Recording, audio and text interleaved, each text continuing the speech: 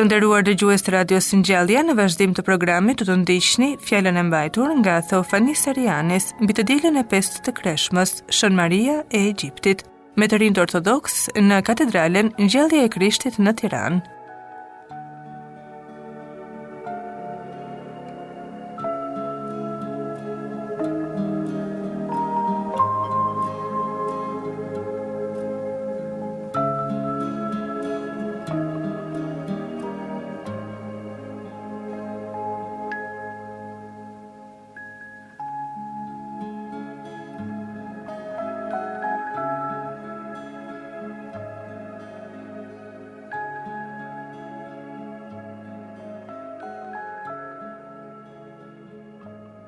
It's the 5th Sunday of Lent, and we remember Shën Marie.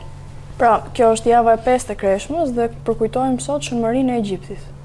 Interestingly, she's also the 3rd monastic that we recognize during Lent. Dhe interesante është që është edhe shembulli i tretë i murgjërisë që ne takojmë këtë Kreshmë të madhe. You have Shën Gregory Ptolemai and Shën Ioanna Shkallas that we learned about last week.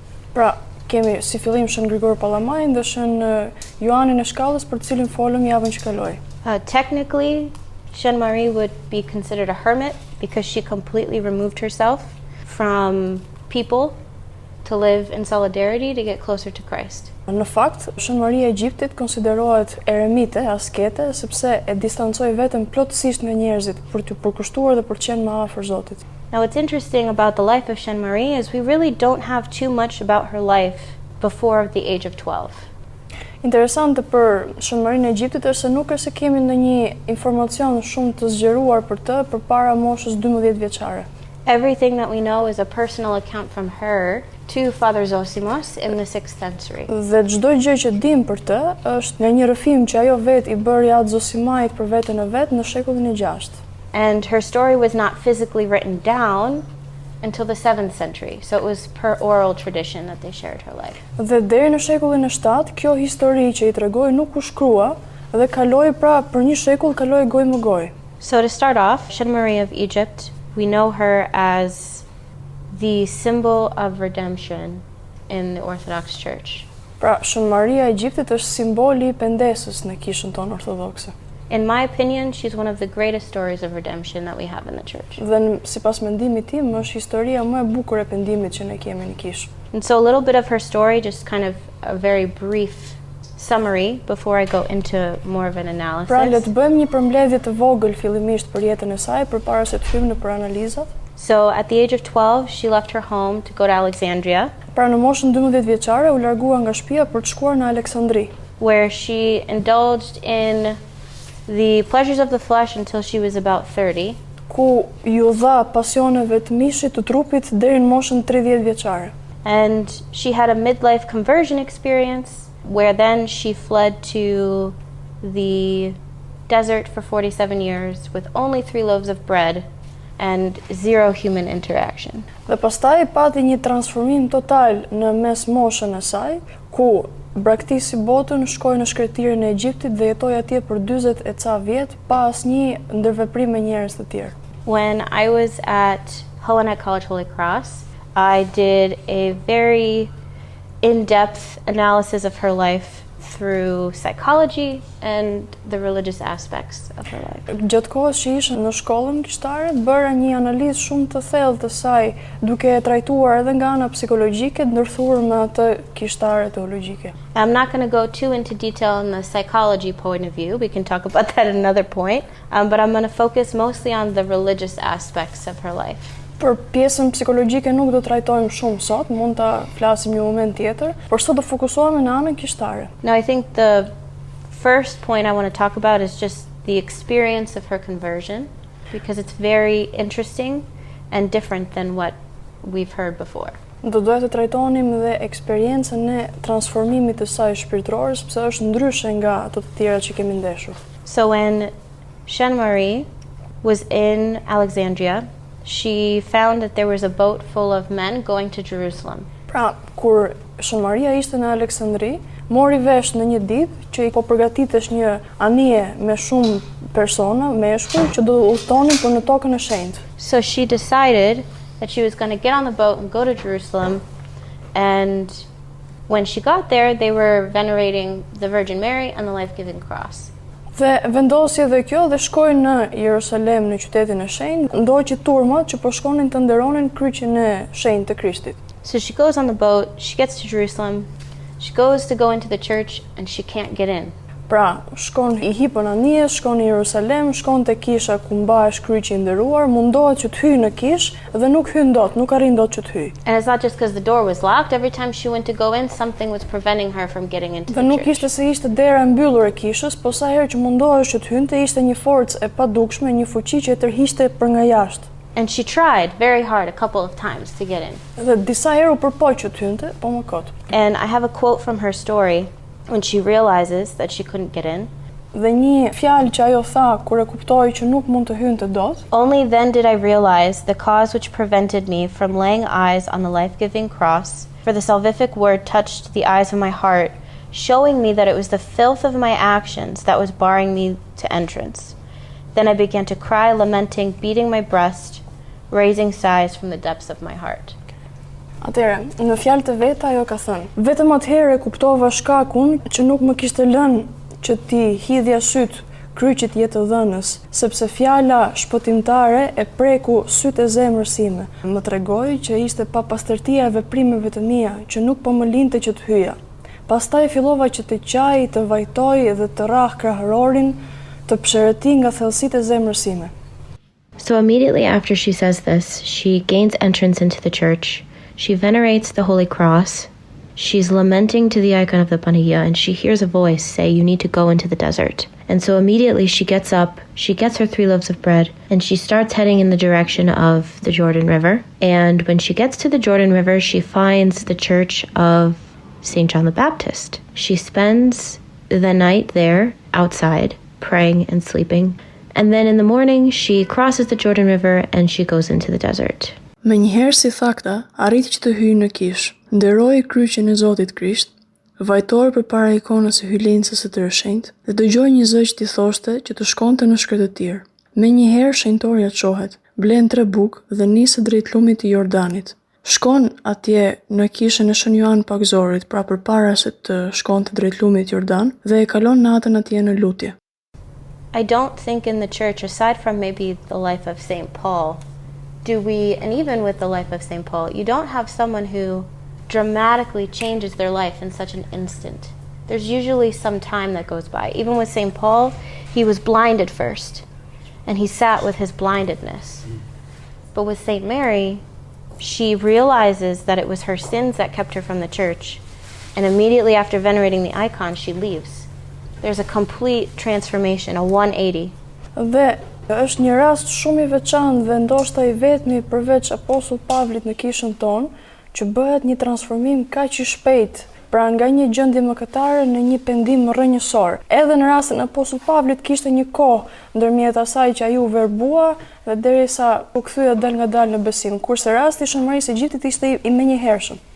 When she talks about her life to Father Zosimos, who she originally was trying to keep away from her because she still thought at that point in her life she was filthy. She was a horrible person. Pra edhe kur kjo i foli atë Zosimajt, të cilët në fakt edhe ati nguroi që t'i fliste në fillim, sepse akoma kishte mendimin për veten e vet që ishte e pisët, e ndotur dhe nuk ishte denjë që t'i afrohej. You can see with the adjectives that she uses to describe herself, still in that moment of being so close to Christ, she was still so repentant. Dhe nga mënyra se si flet për veten, se si e cilëson veten, kuptojmë që akoma ishte në atë mendimin e pendimit të thellë për t'u afruar te Zoti. She uses words like ashamed, instrument of the devil. Përdor fjalë si e turpëruar, jam instrument i djallit. Constantly saying, "Please forgive me." Duke thënë vazhdimisht të lutem falma. And Father Zosimos almost had to kind of coax her into saying, "No, please tell me your story. I want to know about you."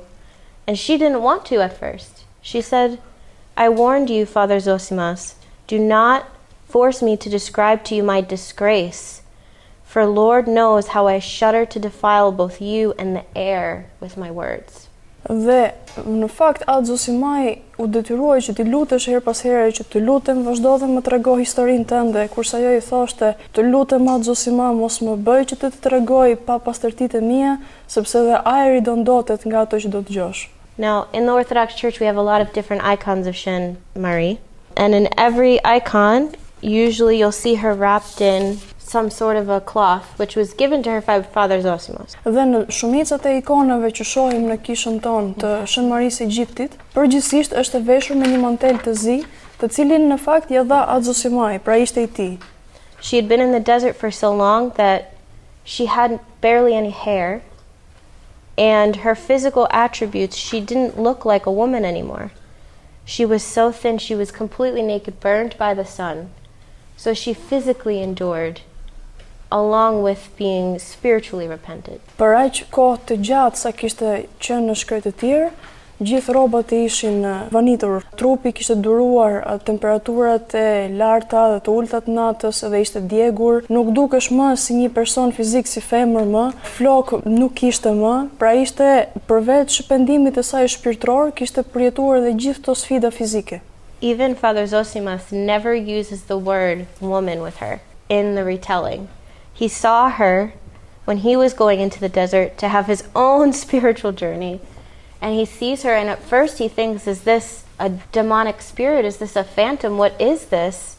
She's a figure, a creature. She's an illusion of the human body.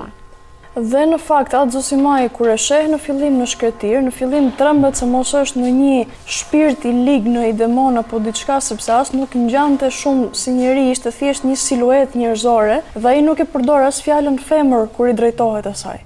So when he gives her the cloak, it's out of respect for her. When he realizes that she's holy, he actually starts running to her. And he says, no, come back. Because he realizes that she has Christ in a way that he's never been able to grasp it before. Has never had tangibly. Dhe mantelin e vet ja jep në fakt së pari kur e sheh prej mëshirës, po kur e kupton edhe shikon se sa e shenjtë ishte, fillon ai edhe rend pasaj, sepse dhe atë Zosimaj në këtë kohë po bënte udhtimin e tij shpirtëror për të transformuar veten e tij dhe nuk kishte parë asnjë person që të transformojë aq thellë sa Shën Maria e Egjiptit. And usually, when you see an icon of Shën Marisë, she's wrapped in burgundy or red, which we know is the color of divinity. And it's incredible that she has the same color to cloak her that we see on the Theotokos and that we see on Christ. Dhe shumica e ikonave të Shën Marisë së Egjiptit, ngjyra e mantelit të saj është e kuqe në ikona, sepse është si ngjyra e shenjtërisë, është e njëjta ngjyrë që ka edhe manteli i hylincës së të shenjtë. Some icons you'll see her in green, but that's more the liberties that they take and have reference to her being a hermit, like Saint John the Baptist and so on. Ka edhe disa raste që ikonat mund të jenë me mantel ngjyrë për shembull jeshile, të errët, po kjo është edhe ato lirit që mund të kenë ikonografët në pikturim. Disa e paraqesin në këtë ngjyrë si parafigurim i asketizmit që bëri si Shën Johan Pakzori. So in the monastic tradition, there is a book called the Philokalia, and it is a collection of writings from the fathers that talks about how to pray. And there are many fathers that you can pull from Saint Nicodemus to Saint Mark the Ascetic to Saint Anthony, who all have quotes that symbolize what Saint Mary was able to accomplish. Pra në kishën tonë është një libër që quhet libri i Filokalisë, që ka shkrime të etërve të ndryshëm që të tregojnë se si të lutemi, edhe ka disa nga ato Shën Mark Asketiku, Shën Nikodimi edhe të tjerë që përshkruajnë pra se si të arrish në atë që kishte arritur Shën Maria e Egjiptit. And Saint Mary of Egypt, she not only mastered the prayer of the heart, but she also climbed the ladder of divine ascent. So it makes sense that she would come after both of them, after we've learned about how to pray through the prayer of the heart, after we've learned how difficult it is to climb the ladder of divine ascent. She did it, she made it, she was climbing it. And through her life you can see how she left behind, kind of satisfying the flesh to satisfying her soul. Shën Maria e Egjiptit e kishte zotëruar si lutjen e zemrës, Edhe gjithashtu e kishte ngjitur edhe shkallën shpirtërore për të cilën folëm një javë më parë. Dhe është e natyrshme që kjo të vi mbas Shën Grigor Pallamajit që na flet për lutjen e zemrës dhe Joanit Shkallës që na flet për ngjitjen shpirtërore. Pra i kishte lënë me njanë çdo lloj kënaqësi të mishit edhe ishte përkushtuar tërësisht shpirtit. For me, she's also a symbol of hope. Për mua është dhe një simbol I shpresës. Because if somebody who committed so many sins from the age of 12 until she was 30 was able to seek repentance and find grace from God and be reverenced during Krishma, during the 5th Sunday of Lent, before we recognize, Lazarus and Palm Sunday, right before Holy Week, then we all can too. She makes it tangible for us. Pra ajo e bën pendimin të prekshëm për të gjithë ne. Imagjinoni një person që kishte mëkatuar që në moshën 12 vjeçare dhe deri në moshën 30 vjeçare pa pushim dhe atëherë gjen forcën e madhe për t'u kthyer. Dhe prandaj ajo vendoset në të dielën e 5 të Kreshmës që është fiks përpara se ne kujtojmë Llazarin dhe hyrjen e Krishtit në Jerusalem. So with her burial, what's beautiful about it is Father Zosimos gives her communion, he leaves, he comes back to visit her and finds that she's died. And he's trying to dig this grave and he's struggling to dig a grave for her. And out of nowhere, in the middle of the desert, a lion shows up. I don't know how many deserts you've been to, but there aren't too many lions in deserts. Yeah. Atëherë, imagjinoni pra Zosimai I jep kungatën, largohet dhe kthehet mbas një viti dhe shikon që kishte ndëruar jetë. Dhe mundohet që t'i hapi një varr me duart e veta se nuk kishte as mjete dhe nuk e hap dot dhe nga hiçi në shkretëtir I del një luan që e ndihmon që të hapi varrin. Domethënë, imagjinoni, nëse ka qenë dikush në shkretëtir e di që nuk ka luan në atë zonë. And so the lion digs her grave. Pra luani vet I hap varrin në putra. It helps Father Zosimos bury her. Dhe ndihmon Zosimain që ta varrosi. Which is fascinating because you can't really get too close to lions. Është e mrekullueshme sepse nuk është se I afrohesh dot luanëve përgjithsisht. And as we said, they're not in the desert. So, dhe siç e tham nuk janë dhe në shkretëtir, kështu që. So it was really a miracle that even happened. Pra gjithë kjo që ndodhi ishte një mrekulli. And then from there her story is orally shared, like we said, until the 7th century when it's written down.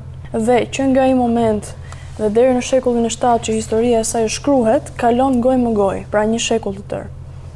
So there's a lot more about the life of Saint Mary that we could go into when it comes to her life before her conversion and why she did all the things that she did. Kemi shumë të tjera që mund të thonim për Shën Marinë e Egjiptit përpara dhe transformimit të saj, duke analizuar pse I bëri ato gjëra që bëri. But what I want us to focus on really is the story of her repentance, the hope that she gives us at this time. Por ajo që doja të mbetesh edhe të fokusohem ishte shpresa që ajo na jep nëpërmjet pendimit të saj. Because I think, if I've gathered this correctly, we have all gotten to a point in our life, at one point or another, where we felt like we were the lowest of the low. There's no way we could come back from this. I promised myself I would never do X, Y, or Z again, and I did, and you just feel like there's no coming back from it.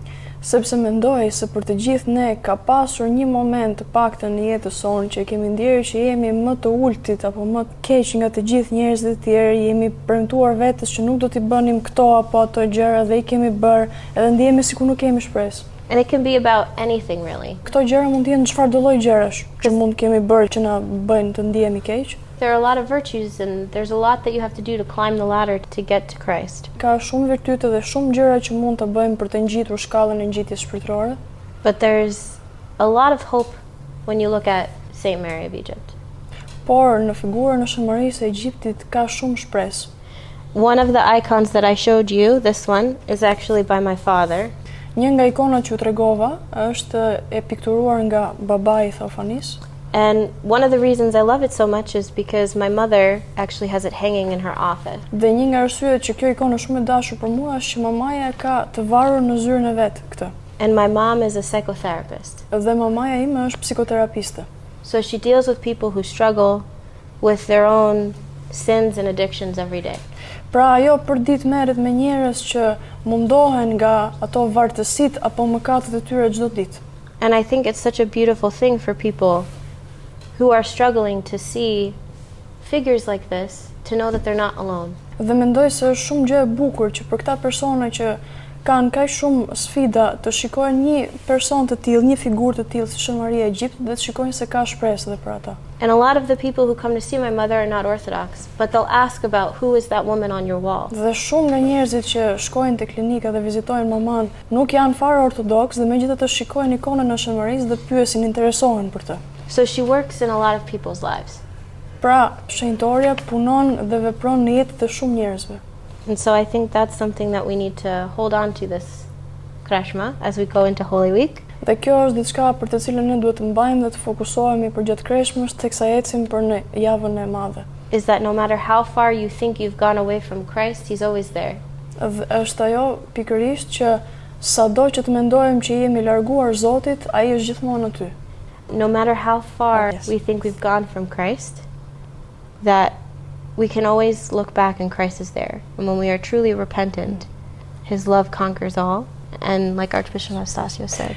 Yeah. Pra, sado larg që të shkojmë, Zoti është gjithmonë aty dhe kur ne kemi një qasje dhe një pendim të vërtet, mund ta gjejmë gjithmonë, siç thotë edhe shprehja e kryepiskopit Anastas, që Zoti më mjafton.